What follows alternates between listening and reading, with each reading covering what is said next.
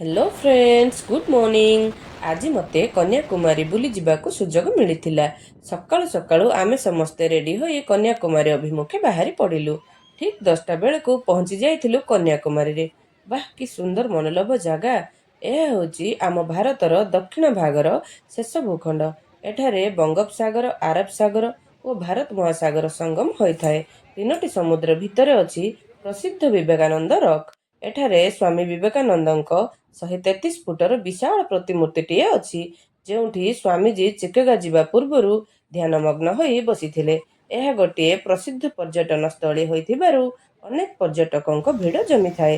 ଏଠାକୁ ଗଲେ ଟିକଟ କରିଯିବାକୁ ପଡ଼ିଥାଏ। ପର୍ଯ୍ୟଟକମାନେ ରହିବା ପାଇଁ ଏଠାରେ ବଡ଼ ବଡ଼ ହୋଟେଲ, ରେଷ୍ଟୁରାଣ୍ଟ ଆଦି ରହିଛି।